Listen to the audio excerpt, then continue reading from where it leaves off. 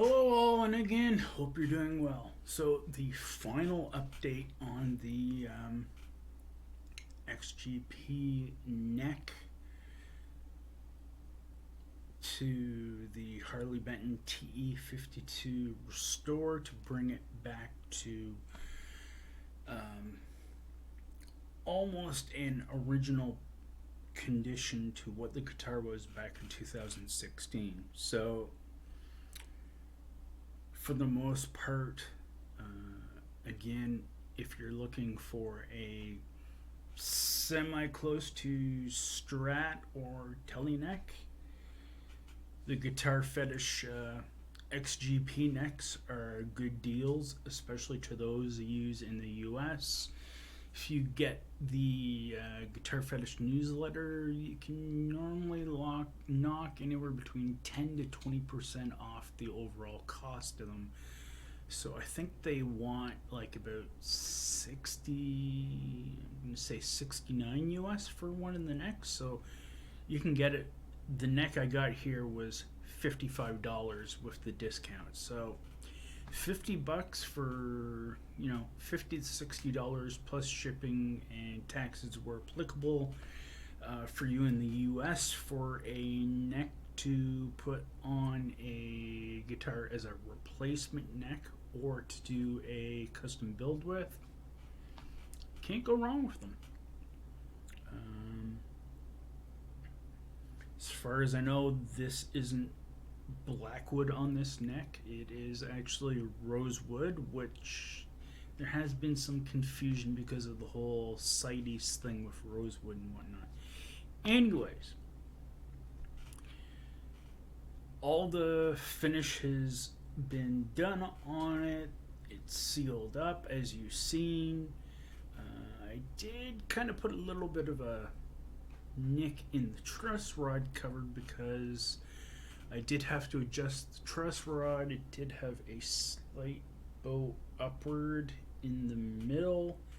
So luckily enough, as you can see over here on my little coffee table, there is a crap load of tools that I used. So once I got everything lined up and screwed down, especially once I got the tuners in place, and going all over the place here. Sorry, I need more coffee. The luxuries of being inattentive type. Once I got the tuners in place, I had the old set of strings that I put on it.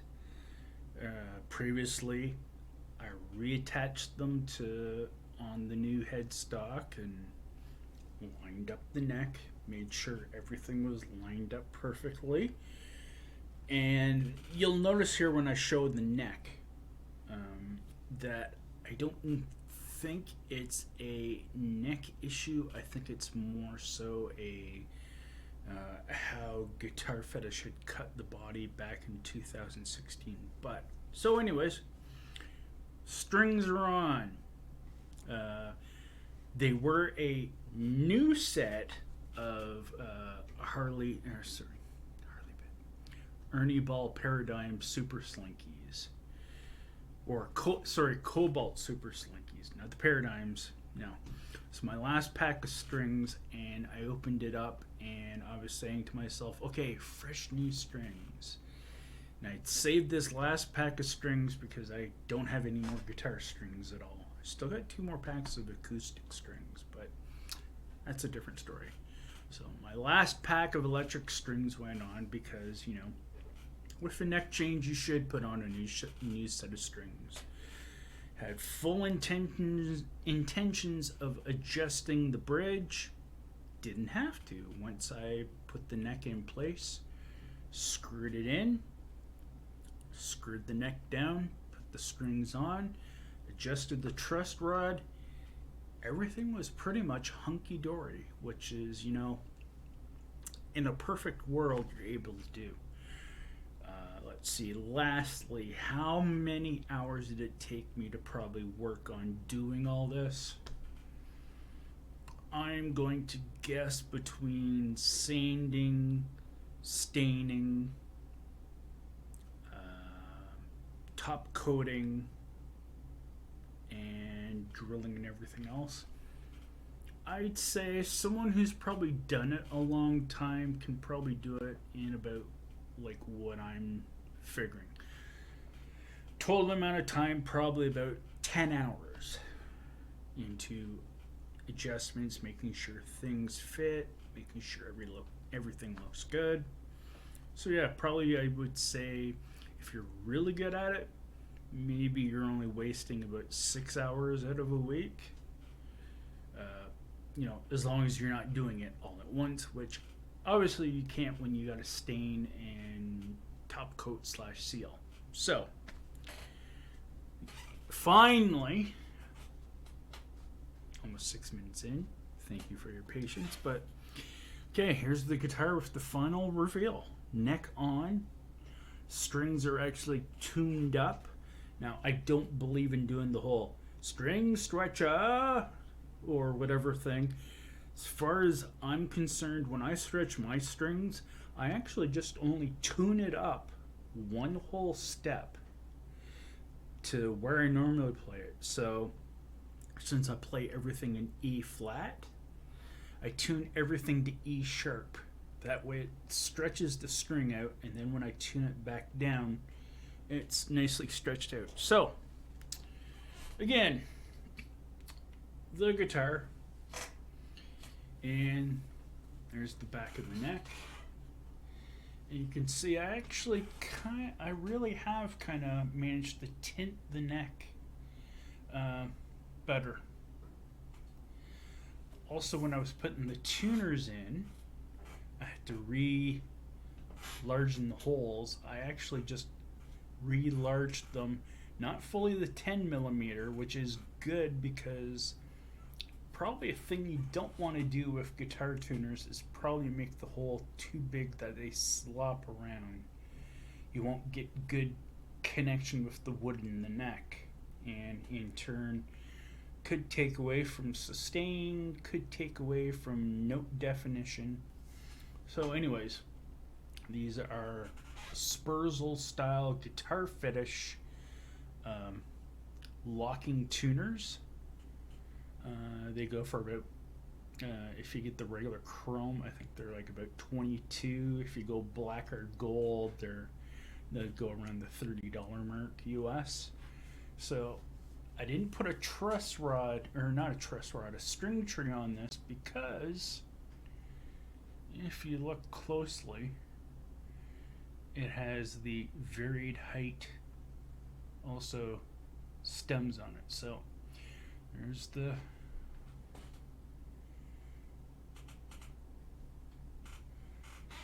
with the glossy front, rosewood fingerboard, and smudged up top and whatnot.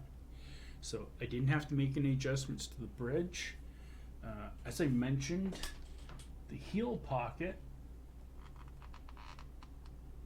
looks nice and tight there, but as soon as I roll it down here, you can see quite a bit of a gap there.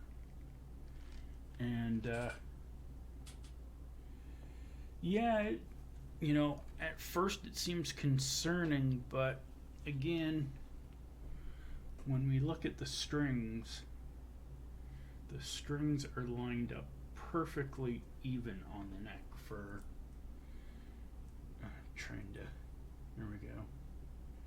So strings are perfectly centered in regards to where they should be placed on the neck.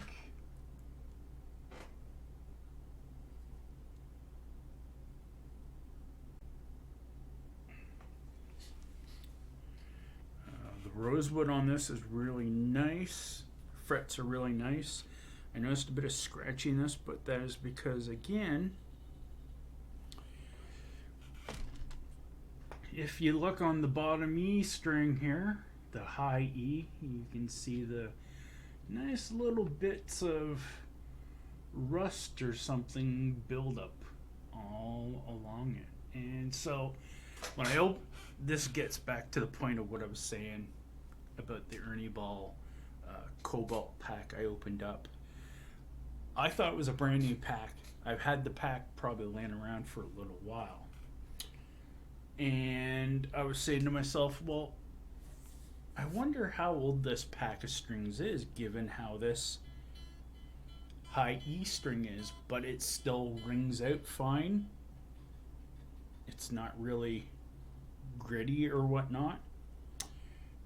I go and I look inside the pack of the strings, and I was like, I thought I seen something in the pack, and I look, and there's a promotion for Ernie Ball strings in the pack, of course.